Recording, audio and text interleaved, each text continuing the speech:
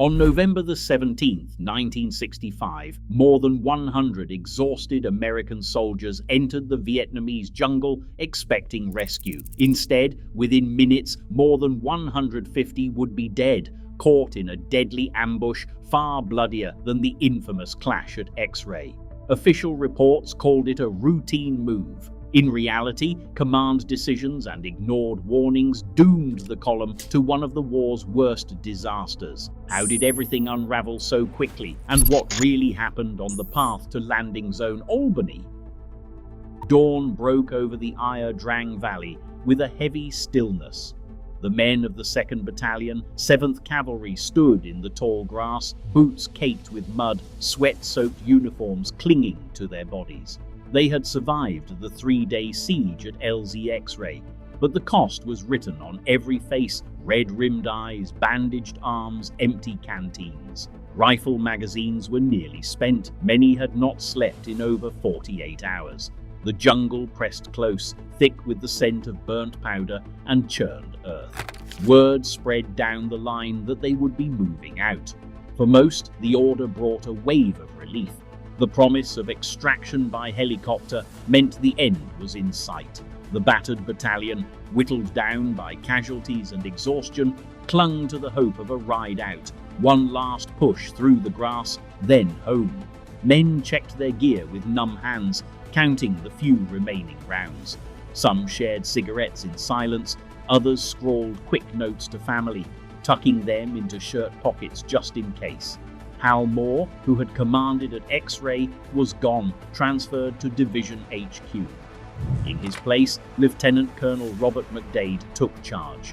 The men did not know him well, but trusted the plan: move north, link up at LZ Albany, and get lifted out by humans. The battalion's morning report listed depleted numbers, over 100 wounded or missing from X-Ray, and ammunition stocks running low. Medics repacked their kits with whatever supplies could be scrounged. Even the most seasoned, non-commissioned officers moved with a kind of automatic discipline, driven by the simple belief that the worst was behind them. No one talked much about the enemy. The mood was focused on survival, on making it to the next clearing.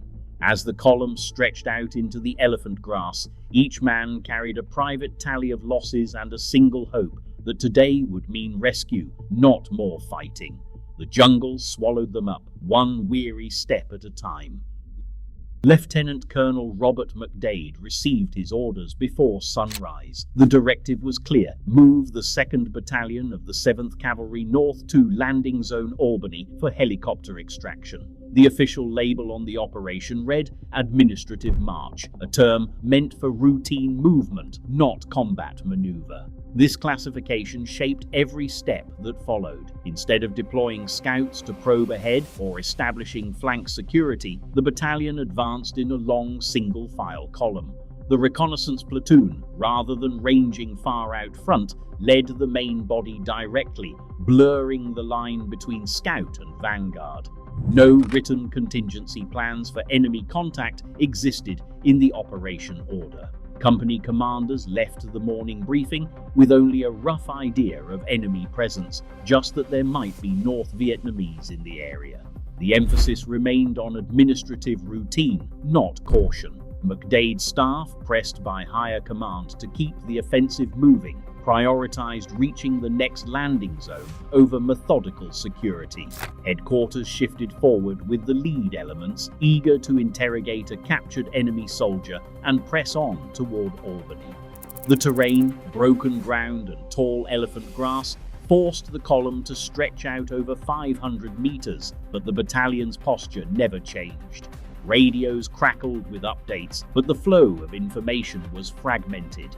Reports of enemy activity, captured prisoners and scattered radio intercepts were noted but not integrated into the overall plan. The battalion halted just over 500 yards from the objective, and the men were told to rest. No perimeter was set, no defensive positions were prepared. Troops sat in the grass, some eating, others tending to wounds or writing home, all exposed.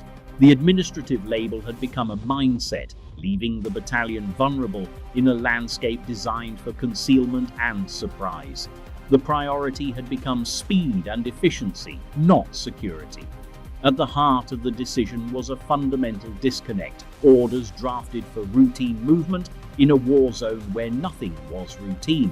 The absence of contingency planning, the lack of security, and the push to move headquarters forward before the landing zone was cleared all combined to create a fatal geometry.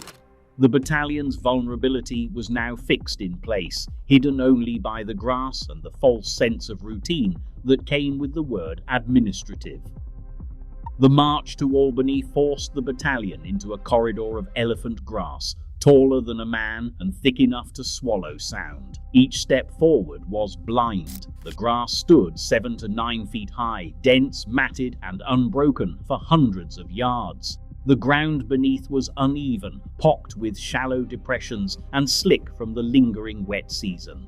Men advanced in single file, their world reduced to the boots in front of them and the hiss of grass against their sleeves. Visibility dropped to less than 10 meters. Even platoons lost sight of each other, drifting apart as the line stretched and bunched around drainage ditches or clusters of brush. The column, meant to move as a unit, unraveled across more than 500 meters of broken terrain. Radio calls became the only link between squads. The battalion's formation, dictated by the land itself, left wide gaps, 20, sometimes 50 meters between elements. Any sense of mutual support faded with every step. The grass muffled voices and movement, making it impossible to judge distance or direction. Tree lines on both sides formed natural walls, hiding anything that might be waiting in the shadows. Maps drawn after the battle show a long, fragile thread of men winding through the valley, exposed and isolated. The terrain had fixed them in place, stripping away the advantages of numbers and coordination. In the elephant grass, the battalion became a series of disconnected targets, each one vulnerable, each one alone. Mid-morning brought a ripple of unease through the column. A squad near the front intercepted a lone North Vietnamese soldier moving through the grass. Pulled aside and questioned by intelligence staff, the captive gave up little at first, only a name, a unit, and a claim to be lost. But under sharper questioning, his answers shifted. He spoke of larger enemy formations nearby, hinting at movements that matched no known United States map. The warning was logged, passed up the chain, and quickly drowned in the day's routine, one more puzzle piece in a war of constant uncertainty. Elsewhere along the line, radio operators picked up bursts of chatter, coded transmissions, faint and clipped, breaking through the static. Some reports suggested enemy units were moving parallel to the battalion, their signals bouncing between tree lines and vanishing before they could be triangulated. These intercepts landed on the desks of battalion intelligence, noted in handwritten logs. Each fragment suggested the Americans were not alone, but the urgency failed to penetrate the march's momentum. Company commanders received brief updates but pressed forward, trusting that any real threat would be flagged more directly. The captured scouts' warning and the intercepted signals became background noise against the grind of the march. No one called for a halt. No defensive posture was ordered. Headquarters, focused on reaching Albany, kept the column moving. The battalion advanced, blind to the fact that 3 enemy battalions were tracking every step, waiting for the perfect moment to strike. At 12:20 p.m., the calm along the column shattered. Up ahead, a reconnaissance squad stumbled into North Vietnamese scouts just beyond a narrow clearing.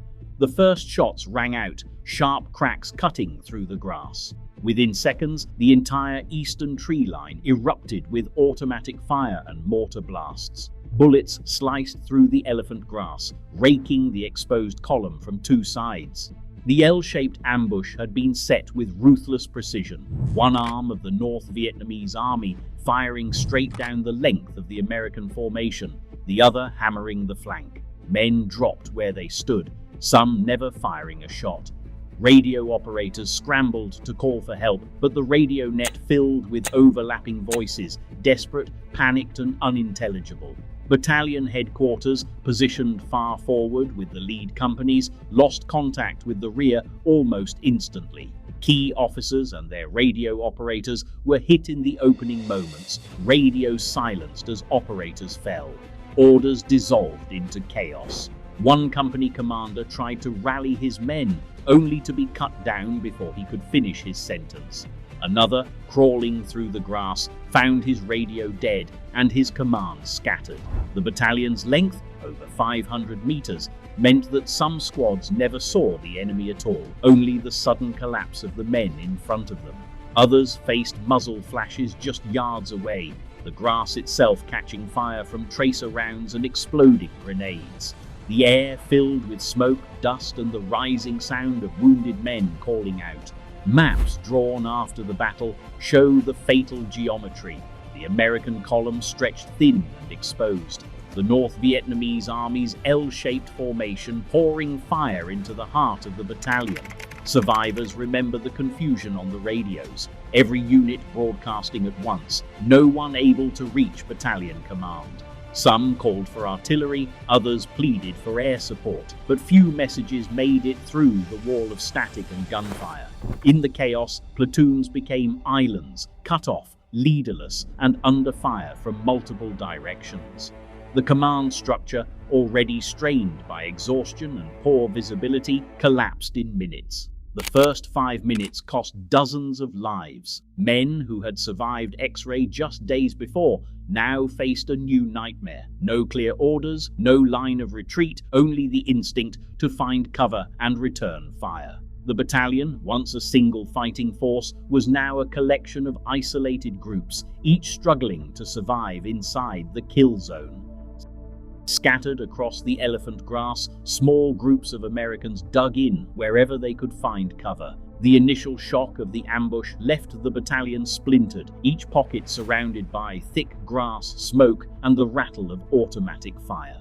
In these islands of resistance, survival depended on grit and quick thinking. Some men clawed shallow depressions into the mud, stacking rucksacks and fallen branches for makeshift barricades. Others huddled behind the bodies of the fallen, trading fire with unseen attackers just yards away. Medics became the lifeline. Robert Ouellet crawled from man to man, dragging wounded soldiers to whatever shelter he could find. With morphine running low and bandages gone, he tore strips from his own shirt to staunch bleeding. The wounded called out for help, their voices muffled by the grass and drowned by gunfire. Ouellet and his fellow medics worked by instinct, tying tourniquets with bootlaces and using helmet liners as water bowls. Every movement risked drawing another burst of enemy fire. Private First Class Willie Godbolt sprinted between positions in an act of bravery, hauling ammunition and water to men who had nothing left but empty rifles. His path cut through open grass, exposed to snipers and machine guns. Survivors would later recall seeing him appear out of the haze, pressing a handful of cartridges into a trembling hand, then vanishing again into the smoke. In another group, a sergeant with a shattered leg propped himself against a tree and directed fire with a broken radio, refusing morphine so the medic could save it for others. For hours, these scattered groups held out, cut off from headquarters and each other. Some men played dead as North Vietnamese soldiers swept through the grass, searching for survivors. Others fought on, low on ammunition and hope, patching wounds with whatever they could find. The isolation was total. No word from command, no sense of how many were left alive. The only certainty was the relentless pressure of the enemy and the knowledge that help, if it came at all, would not arrive soon. The battle became a test of endurance, measured in moments of courage and the desperate work of those who refused to leave the wounded behind. Thunder rolled overhead as the first F-100 Super Sabres screamed in low, their wings bristling with bombs and napalm. Pilots flying at treetop height had only seconds to identify targets, friendly positions barely distinguishable from the enemy in the tangled grass below. Radio calls from the ground came through in bursts, coordinates, flares, desperate warnings about how close the enemy was. Commanders on the ground authorized strikes within 100 meters of their own men, knowing the alternative was being overrun. Bombs detonated in rapid succession, sending shockwaves through the valley and igniting patches of elephant grass. Columns of black smoke rose above the chaos, marking the line between life and death. One pilot later described the scene as a blur of muzzle flashes and movement, no clear front, just chaos. The risk of hitting Americans was never higher, but the pressure from above forced the North Vietnamese army to break off their most aggressive attacks. Gunships followed, raking the tree line with rockets and machine gun fire, their rotors chopping the humid air. For the battered men pinned in the grass, the roar of jet engines and the concussive blast of ordnance brought a fleeting sense of hope. The enemy momentum faltered, giving survivors a chance to regroup and form new defensive rings. The battle was still far from over, but the arrival of AIR support changed the rhythm of the fight on the ground. Late afternoon brought a brief and fragile pause. The North Vietnamese army, having pressed their attack for hours, began to withdraw under the pressure of airstrikes and the threat of American reinforcements. In the battered grass, isolated pockets of survivors began to move, some crawling, others stumbling, toward the faint sounds of friendly voices. For the first time since the ambush began, small groups managed to link up, forming loose defensive rings around the wounded. Medics, already running on adrenaline and low on supplies, seized the window to treat injuries that had gone untended for hours. They dragged men from the open, patched wounds with scraps of uniform, and whispered reassurances to those fading in and out of consciousness. Word spread that helicopters were inbound. The first medevac Hueys hovered over the clearing, rotors whipping smoke and debris as crews braved sporadic gunfire to land. Some pilots circled, searching for safe approach lanes through the chaos, while others set down wherever they could find space. Wounded soldiers were loaded aboard as quickly as hands could lift them. A handful of men, too badly hurt to move, were left with medics who promised to stay until the next flight. For many, the sight of the red crosses and the thumping blades meant hope, a chance to leave the killing ground behind, if only for a moment. As dusk settled over landing zone Albany, the living and the lost were finally counted. The shooting had stopped, but the cost was only beginning to be understood. Decisions made in moments of uncertainty still decide life and death on today's battlefields. The gaps exposed at Albany, intelligence failures, chaotic communication, and the unseen dangers of terrain echo in every modern conflict. As military tactics evolve, the cost of getting it wrong remains measured in lives lost, not lessons learned. Some tragedies refuse to be buried. Share your perspective in the comments below.